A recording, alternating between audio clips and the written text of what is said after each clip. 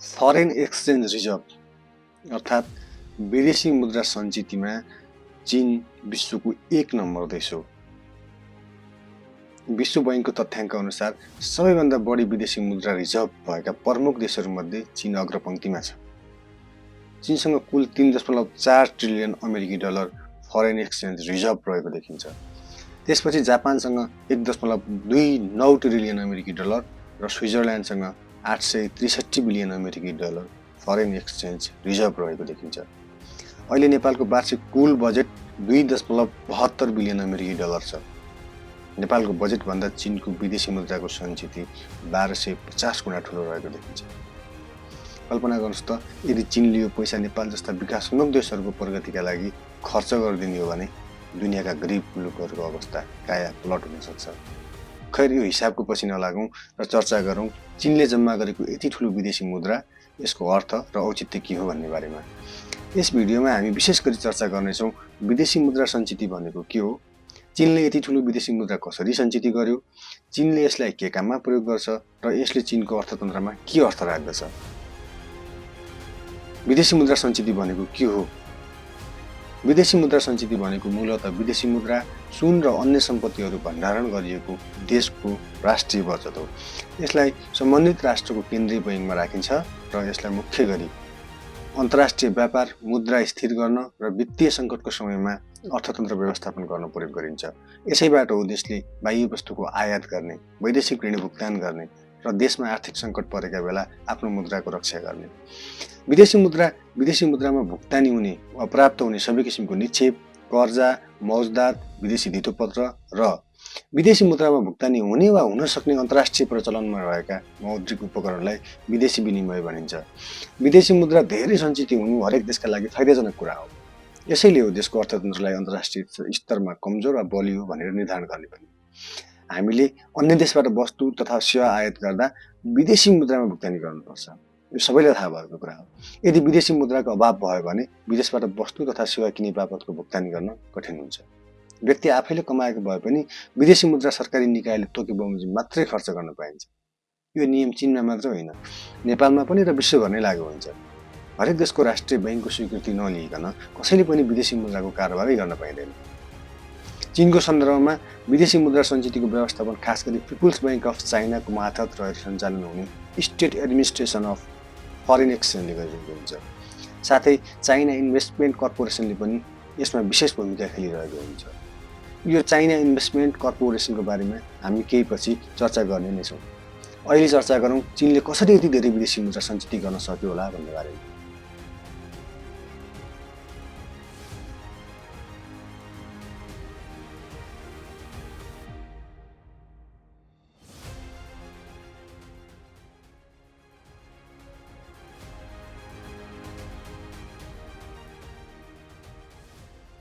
विश्व बैंकले प्रकाशित गरेको तथ्याङ्क अनुसार चीनले हरेक वर्ष आफ्नो विदेशी मुद्रा सञ्चिति एकपछि अर्को मजबुत बनाउँदै आइरहेको छ र त्यसको एकमात्रै कारण उसको निर्यात क्षमता भएको देखिन्छ। साथै वस्तु तथा सेवाको निर्यात बाहेक विदेशमा गरेको लगानीबाट हुने आम्दानी, रेमिट्यान्स र सेवा क्षेत्रबाट प्राप्त भुक्तानी समेत यसमा समावेश गरिएको देखिन्छ। उत्पादनको निर्यात चीन आजको दुनियाँमा विश्वको सबैभन्दा ठुलो उत्पादन शक्ति हो, अर्थात् म्यानुफ्याक्चरिङ पावर हाउस हो र सबैभन्दा धेरै वस्तुको उत्पादन गरेर निर्यात गर्ने मुलुक पनि चीन नै हो। चीनले उत्पादन गर्ने सामान विश्वको सबैभन्दा धनी र शक्तिशाली मुलुक अमेरिका र अमेरिका जस्तै अन्य शक्तिशाली मुलुकले डलरमा खरिद गर्छन्। ती मुलुकले आफ्नो उत्पादन डलरमा बिक्री गरेर जम्मा भएको विदेशी मुद्रा चीनले आफ्नो बैङ्कमा रिजर्भ राख्ने गर्छ। विश्व बैङ्कको तथ्याङ्कमा तपाईँले वर्षौँदेखि कायम रहेको चीनको विदेशी मुद्राको बचतलाई देख्न सक्नुहुन्छ। यसले स्पष्ट देखाउँछ कि चीनले वस्तु, सेवा र पुँजी आयातभन्दा बढी निर्यात गरिरहेको छ। सन् 2005 देखि 2023 सम्मको तपाईँले तथ्याङ्क हेर्ने हो भने चीनले हरेक वर्ष 100 अर्ब डलर बचत गरेको देखिन्छ। सन् 2018मा भने त्यो तथ्याङ्क घटेको देखिन्छ। तपाईँले सम्झना हुनुपर्छ, सन् 2022मा मात्रै चीनले सबैभन्दा धेरै 577 बिलियन अमेरिकी डलरको वस्तु निर्यात गरेर रेकर्ड नै बनाएको थियो। अमेरिकी ट्रेजरी सेक्युरिटी होल्डर चीनसँग विदेशी मुद्राको सञ्चिति धेरै हुनुका पछाडिको महत्त्वपूर्ण कारणमध्ये अर्को हो उसको अमेरिकी ट्रेजरी सेक्युरिटीमा रहेको सबैभन्दा ठुलो होल्ड। ट्रेजरी सेक्युरिटी मूलतः त्यस्तो प्रकारको ऋण हो जसलाई अमेरिकाले ट्रेजरी बोन्ड जारी गरेर अन्य देश वा लगानीकर्ताबाट उधारमा लिन्छ। विश्व बैंकको एक तथ्याङ्क अनुसार चीन जापान पछिको दोस्रो ठुलो अमेरिकाको ट्रेजरी सिक्युरिटीको होल्डर हो। सन् 2024 अप्रिल महिनाको तथ्याङ्क अनुसार अमेरिकी ट्रेजरी सिक्युरिटीको सबैभन्दा ठुलो होल्डर जापान हो, जससँग 1.1 ट्रिलियन अमेरिकी डलरभन्दा बढीको ट्रेजरी सिक्युरिटीमा होल्ड देखिन्छ। त्यसपछि चीन हो, जससँग 770 बिलियन अमेरिकी डलरभन्दा माथि र त्यसपछि युकेसँग 710 बिलियन अमेरिकी डलरभन्दा माथिको ट्रेजरी सिक्युरिटीमा होल्ड रहेको देखिन्छ। त्यसभन्दा पछि क्रमशः Luxembourg, Canada, Simon island, Belgium, island, France, Switzerland र ताइवान लगायत देशहरू अमेरिकी ट्रेजरी सिक्युरिटी होल्ड गर्ने मुलुकमा पर्छन्। तपाईँको मनमा एउटा प्रश्न उठ्यो होला पक्कै पनि, चीनले किन आफ्नो फरेन एक्सचेन्ज रिजर्भलाई प्रतिस्पर्धी मुलुक अमेरिकाको कोषमा लगानी गरिरहेको छ त?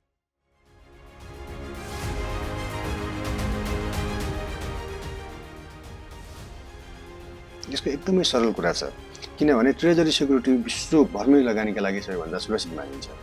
त्यति मात्र होइन, यसको अत्याधिक तरलता तत्काल आवश्यक परेको खण्डमा सजिलै बेच्न वा नगदमा रूपान्तरण गर्न सकिने सुविधा यसमा छ। आर्थिक अन्तर्निर्भरतामा यसले ठुलो बल दिन्छ। प्रमुख ऋणदाताको रूपमा अप्रत्यक्ष रूपमा अमेरिकी अर्थतन्त्रलाई समेत यसले प्रभाव पार्न सक्ने सम्भावना सिर्जना गर्छ। यति भएपछि चीनले किन अमेरिकाको राष्ट्रिय कोषमा लगानी गर्दैन? अवश्य गर्छ, तर पनि रोचक कुरा के छ भने अमेरिकी ट्रेजरी सिक्युरिटी माथिको होल्डलाई चीनले पछिल्लो समय एकपछि अर्को घटाउँदै लगिरहेको तथ्याङ्कले देखाउँछ। अमेरिकी काङ्ग्रेसको वेबसाइट congress.gov मा प्रकाशित एउटा तथ्याङ्कलाई हेर्ने हो भने सन् 2019 मा चीनले अमेरिकी कोषमा 1 ट्रिलियन डलरभन्दा बढी राखेको थियो, तर त्यसको 3 वर्षपछि सन् 2022 को तथ्याङ्क हेर्ने हो भने त्यो रकम 816 बिलियन अमेरिकी डलरमा झारेको देखिन्छ।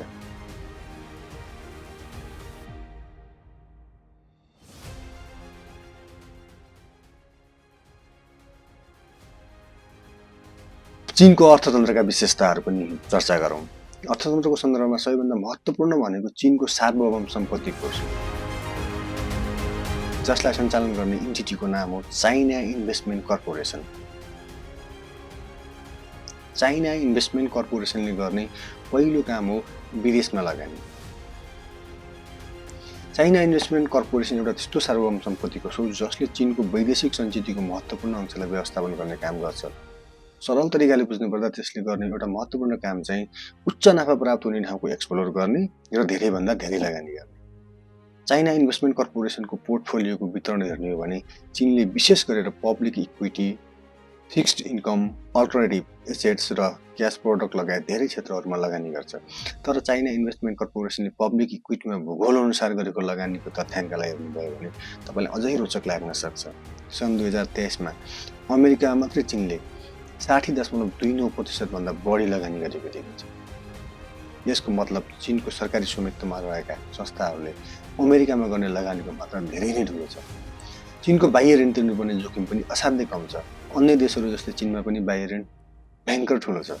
चीनको फरेन एक्सचेन्ज रिजर्भ सबैभन्दा धेरै हुँदाहुँदै पनि सन् 2022 सम्ममा उसको बाह्य ऋण 2.39 ट्रिलियन अमेरिकी डलर भन्दा बढी पुगेको देखिन्छ।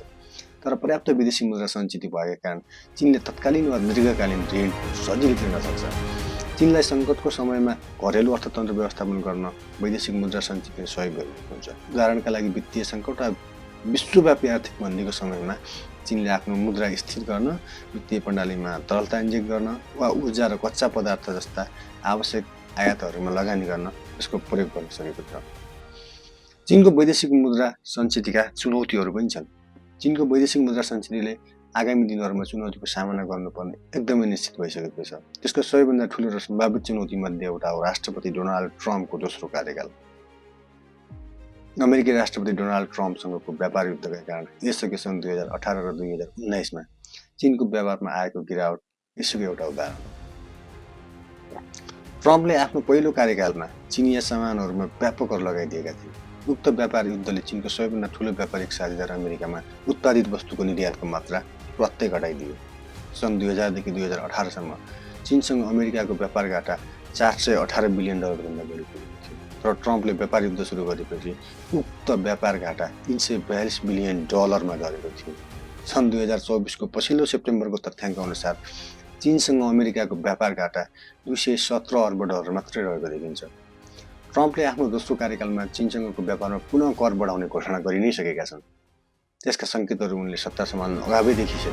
आगामी राष्ट्रपति निर्वाचित भइसकेका ट्रम्पले अमेरिकी सत्ताको बागडोर अझै सम्हालिसकेका छन्। तर चीनले निर्यात गर्ने सेमिकन्डक्टर सामग्री उत्पादक करिब 140 भन्दा बढी चिनिया कम्पनीमाथि अमेरिकाले प्रतिबन्धको घोषणा गरिसकेको छ। यो घोषणाले चिनिया वस्तुको व्यापारलाई मात्र असर गर्ने छैन, चीनको निर्यातबाट हुने आम्दानीलाई समेत घटाउन भूमिका खेल्नेछ। चीनको फरेन एक्सचेन्ज रिजर्भले यसबाहेक अन्य कारणले पनि चुनौतीको सामना गर्नुपर्ने भएको छ। विदेशी लगानी, स्वदेशी आर्थिक नीति, विनिमय दरको उतार चढाव जस्ता केही कारणहरूले पनि यसमा महत्त्वपूर्ण भूमिका खेल्नेछन्। साथै चीनको बढ्दो श्रम लागत र अन्य भूराजनीतिक कारणहरूले पनि चीनी अर्थतन्त्रको मेरुदण्ड फरेन एक्सचेन्ज रिजर्भमा गम्भीर ठुलो असर पुर्याउन सक्छ।